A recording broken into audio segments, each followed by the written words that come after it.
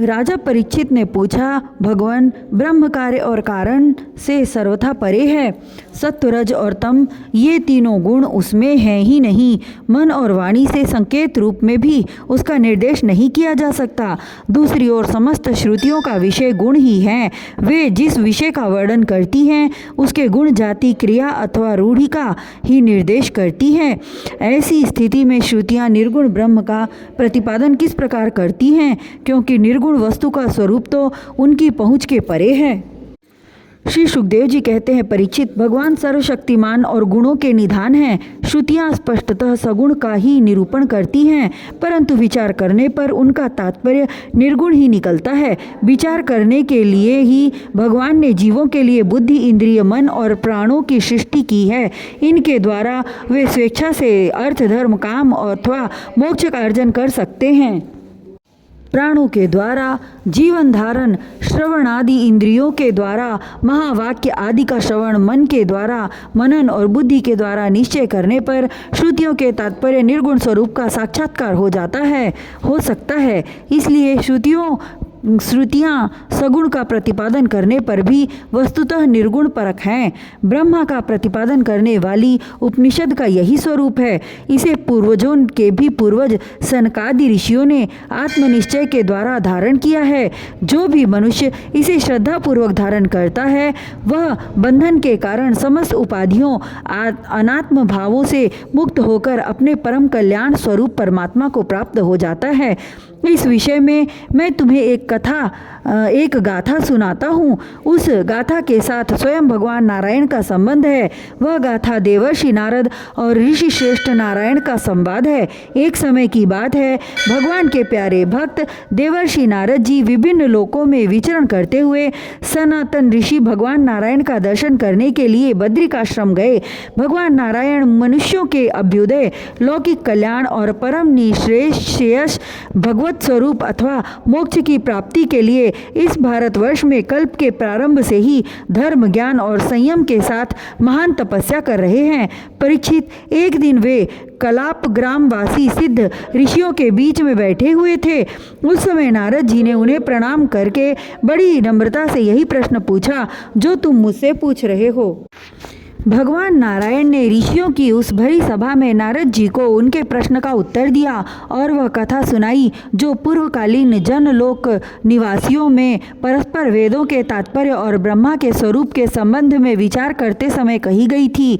भगवान नारायण ने कहा, नारद जी, प्राचीन काल की बात है। एक बार जनलोक में वहाँ रहने वाले ब्रह्मा के मानस पुत्र नैष्ठिक ब्रह्मचारी सनक, सनंदन, सनातन आदि परमर्षियों का ब्रह्मसत्र ब्रह्म विषयक विचार या प्रवचन हुआ था।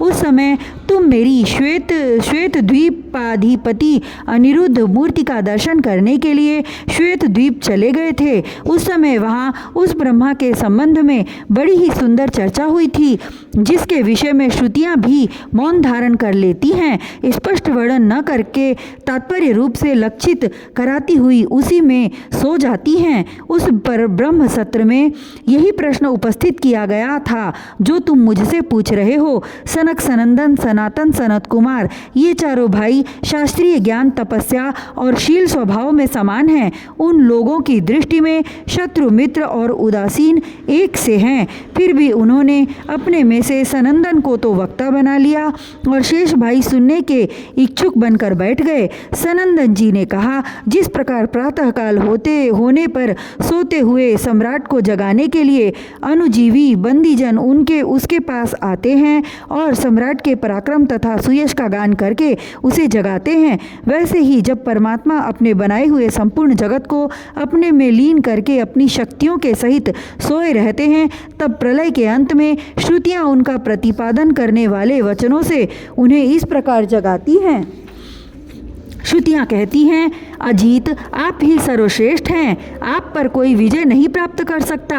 आपकी जय हो प्रभो। आप स्वभाव से ही समस्त ऐश्वर्यों से पूर्ण हैं। इसलिए चराचर प्राणियों को फंसाने वाली माया का नाश कर दीजिए। प्रभो, इस गुणमयी माया ने दोष के लिए जीवों के आनंदातिदादिमय सहज स्वरूप का आच्छादन करके उन्हें बंधन में डालने के लिए ही सत्वादि गुणों को ग्रहण किया है। जगत में जितनी भी साधना, ज्ञान, क्रिया आदि शक्तियां हैं, उन सबको जगाने वाले आप ही हैं। इसलिए आपके मिटाए बिना यह माया मिट नहीं सकती। इस विषय में यदि प्रमाण पूछा जाए तो आपकी श्वासभूता श्रुतियाँ ही हम ही प्रमाण हैं। यद्यपि हम आपका स्वरूपतः वर्णन करने में असमर्थ हैं, परंतु जब कभी आप माया के द्वारा जगत की सृष्टि करके सगुण हो जाते हैं या उसको निषेध करके स्वरूप स्थिति की लीला करते हैं अथवा अपना सच्चिदानंद स्वरूप श्री विग्रह प्रकट करके क्रीड़ा करते हैं, तभी हम यत्किंचित आपका वर्णन करने में समर्थ होती हैं।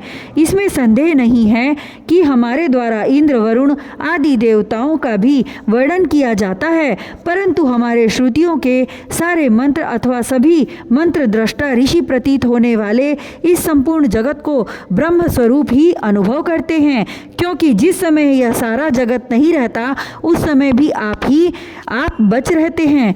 जैसे घट, शराव, मिट्टी का प्याला, कसोरा आदि सभी विकार मिट्टी से ही उत्पन्न और उसी में लीन होते हैं, उसी प्रकार संपूर्ण जगत की उत्पत्ति और प्रलय आपस में ही होती है। तब क्या आप पृथ्वी के समान विकारी हैं? नहीं नहीं, आप तो एक रस निर्विकार हैं। इसी से तो यह जगत आप में उत्पन्न नहीं प्रतीत है। इसलिए जैसे घट, शराव आदि का वर्णन भी मिट्टी का ही वर्णन है, वैसे ही इंद्र, वरुण आदि देवताओं का वर्णन भी आपका ही वर्णन है। यही कारण है कि विचारशील ऋषि मन से जो कुछ सोचा जाता है और वाणी से जो कुछ कहा जाता है उसे आप में ही स्थित आपका ही स्वरूप देखते हैं। मनुष्य अपना पैर चाहे कहीं भी रखे, ईंट, पत्थर अथवा काठ पर, होगा वह पृथ्वी पर ही, क्योंकि वे सब पृथ्वी स्वरूप ही हैं। इसलिए हम चाहे जिस नाम या जिस रूप का वर्णन करें वह आपका ही नाम, आपका ही रूप है। भगवान, लोग सत्व, रज, तम इन तीनों गुणों की माया से बने हुए अच्छे बुरे भावों या अच्छी बुरी क्रियाओं में उलझ जाया करते हैं, परंतु आप तो माया नटी के स्वामी, उनको नचाने वाले हैं। इसलिए विचारशील पुरुष आपकी लीला कथा के अमृत सागर में गोते लगाते रहते हैं और इस प्रकार अपने सारे पाप ताप को धो बहा देते हैं। क्यों न हो आपकी लीला कथा सभी जीवों के माया अमल को नष्ट करने वाली, जो है पुरुषोत्तम। जिन महापुरुषों ने आत्मज्ञान के द्वारा अंतःकरण के राग, द्वेष आदि और शरीर के कालकृत जरा, मरण आदि दोष मिटा दिए हैं और निरंतर आपके उस स्वरूप की अनुभूति में मग्न रहते हैं, जो अखंड आनंद स्वरूप हैं, उन्होंने अपने पाप तापों को सदा के लिए शांत भस्म कर दिया है। इसके विषय में तो कहना ही क्या है।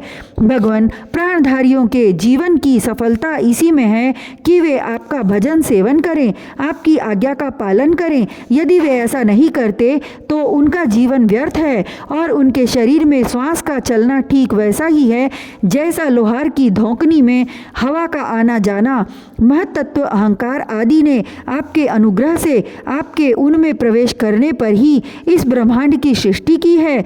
अन्नमय, प्राणमय, मनोमय, विज्ञानमय और आनंदमय, इन पांचों कोशों में पुरुष रूप से रहने वाले, उनमें मैं की स्फूर्ति करने वाले भी आप ही हैं। आपके ही अस्तित्व से उन कोशों के अस्तित्व का अनुभव होता है और उनके न रहने पर भी अंतिम अवधि रूप से आप विराजमान रहते हैं। इस प्रकार सब में अन्वित और सबकी अवधि होने पर भी आप असंग ही हैं, क्योंकि वास्तव में जो कुछ वृत्तियों के द्वारा अस्ति अथवा नास्ति के रूप में अनुभव होता है, उन समस्त कार्य कारणों से आप परे हैं। नेति नेति के द्वारा इन सब का निषेध हो जाने पर भी आप ही शेष रहते हैं, क्योंकि आप उस निषेध के भी साक्षी हैं और वास्तव में आप ही एकमात्र सत्य हैं। इसलिए आपके भजन के बिना जीव का जीवन व्यर्थ ही है, क्योंकि वह इस महान सत्य से वंचित है। ऋषियों ने आपकी प्राप्ति के लिए अनेकों मार्ग माने हैं।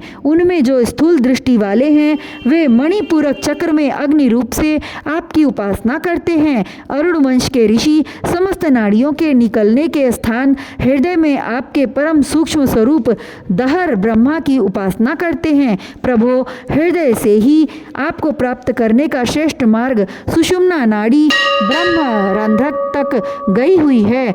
जो पुरुष उस ज्योतिर्मय मार्ग को प्राप्त कर लेता लेता है और उससे ऊपर की ओर बढ़ता है, वह फिर जन्म मृत्यु के चक्कर में नहीं पड़ता। भगवान, आपने ही देवता, मनुष्य और पशु पक्षी आदि योनियां बनाई हैं। सदा सर्वत्र सब रूपों में आप ही हैं, आप हैं ही। इसलिए कारण रूप से प्रवेश न करने पर भी आप ऐसे जान पड़ते हैं मानो उसमें प्रविष्ट हुए हों। साथ ही विभिन्न आकृतियों का अनुकरण करके कहीं उत्तम तो कहीं अधम रूप से प्रतीत होते हैं। जैसे आग छोटी बड़ी लकड़ियों और कर्मों के अनुसार प्रचुर अथवा अल्प परिणाम में या उत्तम अधम रूप में प्रतीत होती है। इसलिए संत पुरुष लौकिक पारलौकिक कर्मों की दुकानदारी से, उनके फलों से विरक्त हो जाते हैं और अपनी निर्मल बुद्धि से सत्य असत्य आत्मा अनात्मा को पहचान कर जगत के झूठे रूपों में नहीं फंसते। आपके सर्वत्र एक रस समभाव से स्थित सत्य स्वरूप का साक्षात्कार करते हैं। प्रभो, जीव जिन शरीर में रहता है वे उसके कर्म के द्वारा निर्मित होते हैं और वास्तव में उन शरीरों के कार्य कारण रूप आवरणों से वह रहित है, क्योंकि वस्तुतः उन आवरणों की सत्ता ही नहीं है। तत्वज्ञानी पुरुष ऐसा कहते हैं कि समस्त शक्तियों को धारण करने वाले आपका ही वह स्वरूप है। स्वरूप होने के कारण अंश न होने पर भी उसे अंश कहते हैं और निर्मित न होने पर भी निर्मित कहते हैं। इसी से बुद्धिमान पुरुष जीव के वास्तविक स्वरूप पर विचार करके परम विश्वास के साथ आपके चरण कमलों की उपासना करते हैं, क्योंकि आपके चरण ही समस्त वैदिक कर्मों के समर्पण स्थान और मोक्ष स्वरूप हैं। भगवान, परमात्म तत्व का ज्ञान प्राप्त करना अत्यंत कठिन है। उसी का ज्ञान कराने के लिए आप विविध प्रकार के अवतार ग्रहण करते हैं और उनके द्वारा ऐसी लीला करते हैं जो अमृत के महासागर से भी मधुर और मादक होती है। जो लोग उसका सेवन करते हैं उनकी सारी थकावट दूर हो जाती है, वे परमानंद में मग्न हो जाते हैं। कुछ प्रेमी भक्त तो ऐसे होते हैं जो आपकी लीला कथाओं को छोड़कर मोक्ष की भी अभिलाषा नहीं करते। स्वर्ग आदि की तो बात ही क्या है, वे आपके चरण कमलों के प्रेमी परमहंसों के सत्संग में जहाँ आपकी कथा होती है इतना सुख मानते हैं कि उसके लिए इस जीवन में प्राप्त अपनी घर गृहस्थी का भी परित्याग कर देते हैं। प्रभो, यह शरीर आपकी सेवा का साधन होकर जब आपके पथ का अनुरागी हो जाता है तब आत्मा हितैषी सुहृद और प्रिय व्यक्ति के समान आचरण करता है। आप जीवों के सच्चे हितैषी प्रियतम और आत्मा ही हैं और सदा सर्वदा जीव को अपनाने के लिए तैयार भी रहते हैं। इतनी सुगमता होने पर तथा अनुकूल मानव शरीर को पाकर भी लोग संख्य भाव आदि के द्वारा आपकी उपासना नहीं करते, आप में नहीं रमते, बल्कि इस विनाशी और असत शरीर तथा उसके संबंधियों में ही रम जाते हैं, उन्हीं की उपासना करने लगते हैं और इस प्रकार अपने आत्मा का हनन करते हैं, उसे अधोगति में पहुंचाते हैं। भला यह कितने कष्ट की बात है। इसका फल यह होता है कि उनकी सारी वृत्तियां सारी वासनाएं शरीर आदि में ही लग जाती हैं और फिर उनके अनुसार उनको पशु पक्षी आदि के न जाने कितने बुरे बुरे शरीर ग्रहण करने पड़ते हैं और इस प्रकार अत्यंत भयावह जन्म मृत्यु रूप संसार में भटकना पड़ता है। प्रभु, बड़े बड़े विचारशील योगी यति अपने प्राण मन और इंद्रियों को वश में करके दृढ़ योगाभ्यास के द्वारा हृदय में आपकी उपासना करते हैं, परंतु आश्चर्य की बात तो यह है कि उन्हें जिस पद की प्राप्ति होती है उसी की प्राप्ति उन शत्रुओं को भी हो जाती है जो आपसे वैर भाव रखते हैं, क्योंकि स्मरण तो वे भी करते ही हैं। कहाँ तक कहें भगवान, वे स्त्रियां जो अज्ञानवश आपको परिच्छिन्न मानती हैं और आपको शेषनाग के समान मोटी लंबी तथा सुकुमार भुजाओं के प्रति काम भाव से आसक्त रहती हैं, जिस परम पद को प्राप्त करती हैं वही पद हम श्रुतियों को भी प्राप्त होता है। यद्यपि हम आपको सदा सर्वदा एक रस अनुभव करती हैं और आपके चरणारविंद का मकरंद रस पान करती रहती हैं, क्यों न हो आप समदर्शी जो हैं, आपकी दृष्टि में उपासक के परिच्छिन्न या अपरिच्छिन्न भाव में कोई अंतर नहीं है। भगवान, आप अनादि और अनंत हैं, जिसका जन्म और मृत्यु काल से सीमित है, वह भला आपको कैसे जान सकता है। स्वयं ब्रह्मा जी निवृत्ति परायण सनकादि तथा प्रवृत्ति परायण मरीच आदि भी बहुत पीछे आपसे ही उत्पन्न हुए हैं। जिस समय आप सबको समेट कर सो जाते हैं उस समय ऐसा कोई साधन नहीं रह जाता जिससे उनके साथ ही सोया हुआ जीव आपको जान सके, क्योंकि उस समय न तो आकाश आदि स्थूल जगत रहता है और न तो महतत्वादि सूक्ष्म जगत। इन दोनों से बने हुए शरीर और उनके निमित्त क्षण मुहूर्त आदि काल के अंग भी नहीं रहते। उस समय कुछ भी नहीं रहता, यहाँ तक कि शास्त्र भी आप में ही समा जाते हैं। ऐसी अवस्था में आपको जानने की चेष्टा न करके आपका भजन करना ही सर्वोत्तम मार्ग है। प्रभो, कुछ लोग मानते हैं कि असत जगत की उत्पत्ति होती है और कुछ लोग कहते हैं कि सतरूप दुखों का नाश होने पर मुक्ति मिलती है। दूसरे लोग आत्मा को अनेक मानते हैं, तो कई लोग कर्म के द्वारा प्राप्त होने वाले लोक और परलोक रूप व्यवहार को सत्य मानते हैं। इसमें संदेह नहीं कि ये सभी बातें भ्रम मूलक हैं और वे आरोप करके ही ऐसा उपदेश करते हैं। पुरुष त्रिगुणमय है। इस प्रकार का भेदभाव केवल अज्ञान से ही होता है और आप अज्ञान से सर्वथा परे हैं, इसलिए ज्ञान स्वरूप आप में किसी प्रकार का भेदभाव नहीं है। यह त्रिगुणात्मक जगत मन की कल्पना मात्र है। केवल यही नहीं, परमात्मा और जगत से पृथक प्रतीत होने वाला पुरुष भी कल्पना मात्र ही है। इस प्रकार वास्तव में असत होने पर भी अपने सत्य अधिष्ठान आपकी सत्ता के कारण यह सत्य सा प्रतीत हो रहा है। इसलिए भोक्ता भोग्य और दोनों के संबंध को सिद्ध करने वाली इंद्रियां आदि जितना भी जगत है सबको आत्मज्ञानी पुरुष आत्मरूप से सत्य ही मानते हैं। सोने से बने हुए कड़े कुंडल आदि स्वर्ण रूप ही तो हैं, इसलिए उनको इस रूप में जानने वाला पुरुष उन्हें छोड़ता नहीं। वह समझता है कि यह भी सोना है। इसी प्रकार यह जगत आत्मा में ही कल्पित, आत्मा से ही व्याप्त है, इसलिए आत्मज्ञानी पुरुष इसे आत्मरूप ही मानते हैं। भगवान, जो लोग यह समझते हैं कि आप समस्त प्राणियों और पदार्थों के अधिष्ठान हैं, सबके आधार हैं और सर्वात्म भाव से आपका भजन सेवन करते हैं, वे मृत्यु को तुच्छ समझकर उसके सिर पर लात मारते हैं, अर्थात उस पर विजय प्राप्त कर लेते हैं। जो लोग आपसे विमुख हैं वे चाहे जितने बड़े विद्वान हों, उन्हें आप कर्मों का प्रतिपादन करने वाली श्रुतियों से पशुओं के समान बांध लेते हैं। इसके विपरीत जिन्होंने आपके साथ प्रेम का संबंध जोड़ रखा है वे न केवल अपने को बल्कि दूसरों को भी पवित्र कर देते हैं, जगत के बंधन से छुड़ा देते हैं। ऐसा सौभाग्य भला आपसे विमुख लोगों को कैसे प्राप्त हो सकता है? प्रभो, आप मन बुद्धि और इंद्रिय आदि कारणों से, चिंतन कर्म आदि के साधनों से सर्वथा रहित हैं, फिर भी आप समस्त अंतःकरण और ब्रह्माकरणों की शक्तियों से सर्वदा सदा संपन्न हैं। आप स्वतः सिद्ध ज्ञानवान स्वयं प्रकाश हैं, अतः कोई काम करने के लिए आपको इंद्रियों की आवश्यकता नहीं है। जैसे छोटे छोटे राजा अपनी अपनी प्रजा से कर लेकर स्वयं अपने सम्राट को कर देते हैं, वैसे ही मनुष्यों के पूज्य देवता और देवताओं के पूज्य ब्रह्मा आदि भी अपने अधिकृत प्राणियों से पूजा स्वीकार करते हैं और माया के अधीन होकर आपकी पूजा करते रहते हैं। वे इस प्रकार आपकी पूजा करते हैं कि आपने जहाँ जो कर्म करने के लिए उन्हें नियुक्त कर दिया है वे आपसे भयभीत रहकर वहीं वह काम करते रहते हैं।